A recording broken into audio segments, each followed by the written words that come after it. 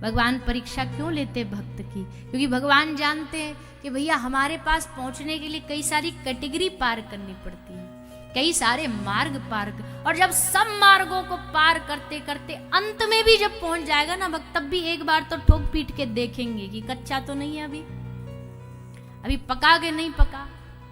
ये जो संसार में आती है ना हमारे पास, कोई व्याधि आ गई, कोई परेशानी आ गई, कोई दुनिया का झंझट आ गया, ये जब भी ये आए ना तो समझो कि कुम्हार ऐसे बजा रहा, घड़ा बजा रहा है, टेस्ट कर रहा है, देख रहा है कच्चे तो नहीं हो। संसार में बहुत लोग ऐसे हैं कच्चे घड़े हैं, जरा सा संकट आया नहीं कि यही यमुना जी में आएंगे और लड्डू गोपाल जी को यमुना जी में बहा जाएंगे। एक मैया बोले हमने जब से नाम लेना शुरू किया ना, तब से हमको ऐसा फील हो रहा है कि हम पे संकट बढ़ गए।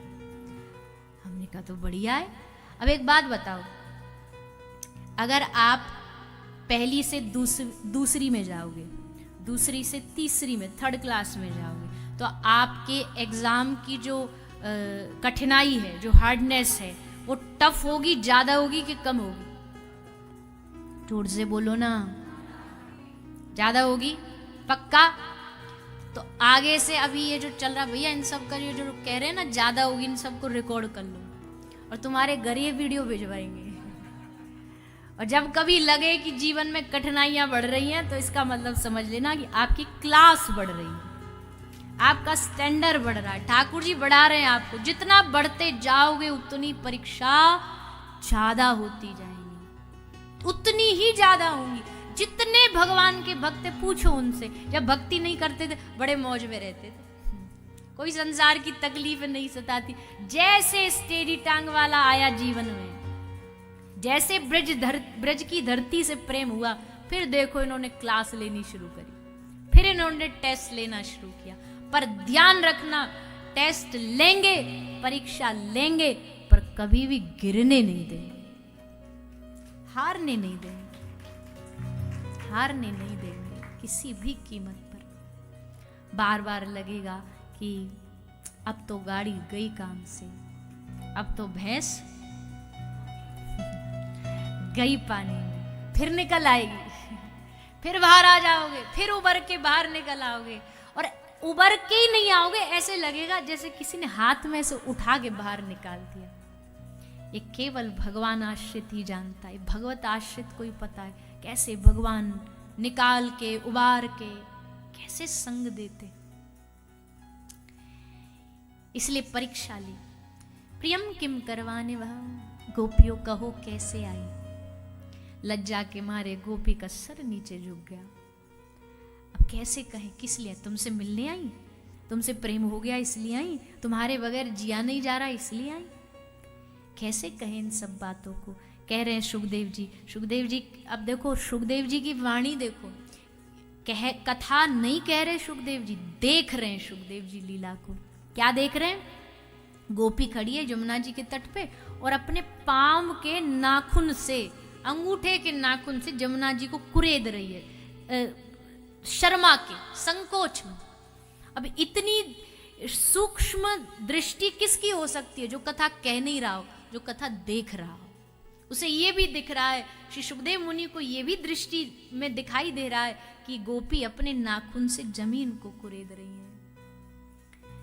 चुप रही, क्या जवाब दें, क्या जवाब दें? पर फिर इन्होंने सोचा, भैया जैसा आराध्य है वैसी पूजा होती है। अब तुम्हारा आराध्य ही टेढ़ा है तो जवाब भी टेढ़ा तो देना पड़ेगा। चुपचाप रह जाएंगे काम नहीं चलेगा, लौटा देंगे ये तो वापस। कह भी रहे प्रतियात ब्रजम, चली जाओ, काहे को आई? अच्छा वन देखने आई, देख लिया, अच्छा लगा, चलो अब लौट जाओ। मुझे देखने आई हो, देख लिया, चलो अब लौट जाओ। बार बार एक ही बात दोहरा रहे हैं, वापस चली जाओ, वापस चली जाओ। गोपी ने कहा अब वापस जाने का कोई रास्ता नहीं है। एक बात और कह दें, प्रेम के मार्ग में अंदर घुसने की एंट्री तो है, पर बाहर निकलने की एग्जिट नहीं है। प्रेम मार्ग ऐसा ही है। प्रेम गली अति सांकरी, बहुत छोटी सी गली, जैसे हमारे वृंदावन की कुंज गलियां है ना, ज्यादा घुस नहीं सकते तुम। अपनी वो BMW मर्सिडीज लेकर गुजा वहीं अटके रह जाओगे। लेके जाओ कैसे जाओगे? आगे से 2-4 रिक्शा आ जाए, इधर से एक बैल आ जाए, गैया आ जाए, तो ठाड़े रखो अपने करोड़ों रुपये गाड़ी को। प्रेम गली अति सांकरी, बहुत छोटी सी गली है प्रेम की, तामे दो न समाए प्रियतम बचता है। तो गोपी ने उत्तर दिया, तर्क तो नहीं देना चाहिए भगवान को, पर कभी कभी प्रेमी को तर्क देना भी पड़ता है, नहीं तो मानेंगे नहीं। तो गोपी ने तर्क दे करके भगवान की इस बात को भी शांत किया। धर्म की बातें भगवान कर रहे हैं, पर गोपी को धर्म की बातें भी अच्छी नहीं लग रही। भैया एक बात और सुनिए, बात बड़ी टेढ़ी है और अच्छे से समझना, नहीं तो गलत समझोगे। धर्म बहुत उत्तम है, लेकिन एक समय प्रेम में ऐसा आता है, जैसे पुण्य बहुत उत्तम है, लेकिन एक समय प्रेम में आता है जहां पुण्य भी बाधक लगता है, जहां पुण्य भी रुकावट हो जाता है। हमारे एक दिन हम जब गए थे बरसाना, तो वहां कथा चल रही थी। हमारे एक ध्रुव बाबा हैं ब्रज के, वो छोटे से कद के हैं, तो वो कथा कह रहे थे, तो उन्होंने बड़ी अच्छी बात कही, हम सुन रहे थे बैठ के, उन्होंने बड़ी अच्छी बात कही, गंगा जी पापों का नाश करती है। सारे जानते, गंगा जी पाप धोती, यमुना जी क्या करती? गंगा जी पापों का नाश करती है, यमुना जी पुण्यों का नाश करती है। अब ये बहुत भारी स्टेटमेंट है, हमारे लिए भी उल्टी पड़ सकती है, पर उनके कहने का भाव क्या था कि ब्रज का प्रेमी जो ब्रज के रस को जानता है ना, वो इस ब्रज की धरती पे बैठ के कहेगा ना पुण्य चाहिए न पाप चाहिए। जैसे भगवान जगत गुरु श्री शंकराचार्य भगवान कहते हैं, न पुण्यम न पापम।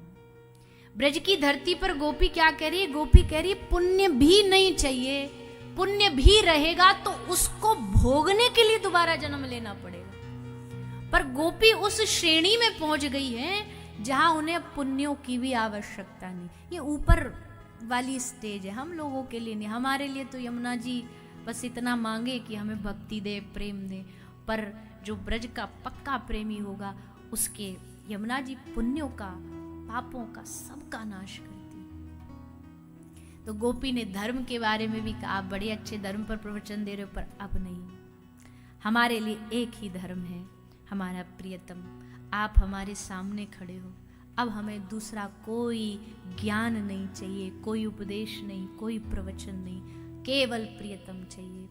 खूब सुंदर चर्चा हुई, भगवान प्रसन्न हुए, गोपियों के साथ जमुना तट पर विहार करते हैं। विहार करते करते फिर एक अंतिम हथौड़ा और परीक्षा का, क्या? अभिमान। ये सबसे लास्ट में आता है, मतलब लास्ट मतलब ऐसे चढ़ते गए चढ़ते गए चढ़ते गए, तप, व्रत, दान, तीर्थ, यज्ञ सब करते करते बढ़िया जा रहे हैं, एकदम सिंडी पे चढ़ते, और जैसे टॉप पे पहुंचे, अभिमान, मेरा ज्ञान, मेरे जैसी भक्ति, मेरे जैसा समर्पण किसी का नहीं। बस कहा ऐसे वहां से धक्का दे के फेंक दिए जाएंगे, वहां से अभिमान नाश कर देगा।